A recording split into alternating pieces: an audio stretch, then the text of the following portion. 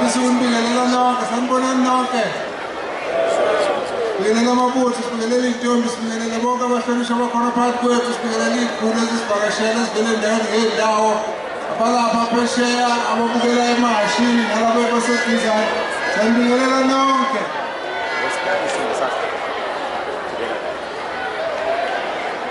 Sukuma nje nezwi lokuzokwemukela egameni babagqugquzeli balo mcimbi zokwemukela ihambele sinazo engifisayo ukubonga kanisa iy'nhlanga zonke zamasiko njengoba kuyinyanga yamasiko namagugu esintu.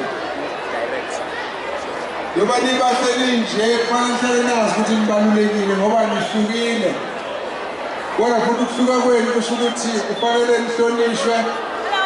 Kungakho umthethosisekelo uvulela ukuthi wonke umuntu ahlonishwe ngenkolo yakhe nangamasiko akhe nangendlela aphila ngazo. Siyafisa ukunibonga kakhulu-ke ngokuthi nizoba ingxenye yalo mcimbi.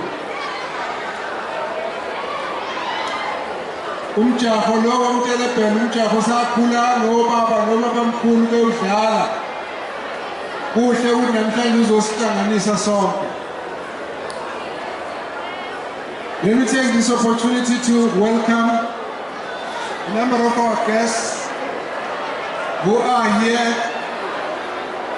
Ngiyafisa ukulazisa abasivakashele khona nizokwazi ngoba lo mcimbi uyangokukhula. Ngabe siyakhumbula abaningi ukuthi asiwenzela le phezulu entabeni ngaseWilfontein. Bese sivumelana-ke naba-Gold Circle ukuthi sizongena la nawethu amahasha akagijima kulo khukhu wontofontofo. So ngiyafisa ukulazisa-ke abantu esinabo phakathi kwethu.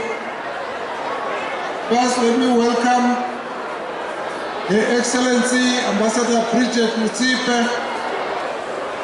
Mrs. Khatebe, sondela.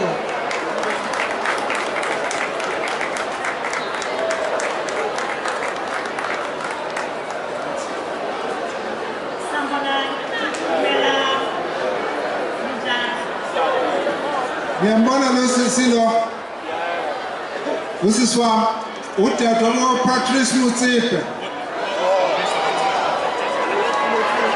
Umakoti ka-Minister Jeff Khatebe. Usiswami siyabonga. Thank you very much sisi for being here.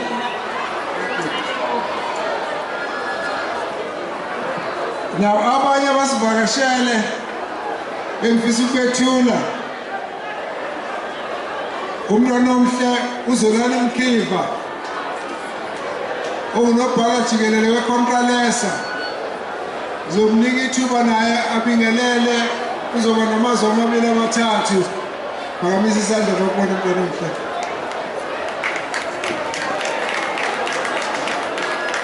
Ngiyaqolisa ukuphazamisa kancane. Sanibonani. Bolweni masulu abahle bolweni. Bola mhlaba wam. Ngiyakhumbula lelo lizwi. Lapha somnika ithuba nakathi ukulisa nje amazwi amabili amathathu. Kodwa lapha sinomntwana omkhulu wobukhosi baseButswana. eButswana ubukhosi bakhona ubakaKhama. Njengoba nazi ukuthi lapha ubukhosi balapha kwaZulu bakwaZulu. Lobo abakwaKhama. Lapha-ke we've got Honorable TK Khama and Mrs. Khama and Honorable Riatine. Now Mrs. Khama. Thank you, thank you. What a beautiful day! Is it not? Beautiful. You have a beautiful culture. You must stay united. Vimalanda Aitu! Sanibonani! I was telling my colleague MP Ratile that look at how many beautiful people there are here, and the dresses you have, the costumes, absolutely wonderful. Well done, congratulations, keep it up, thank you.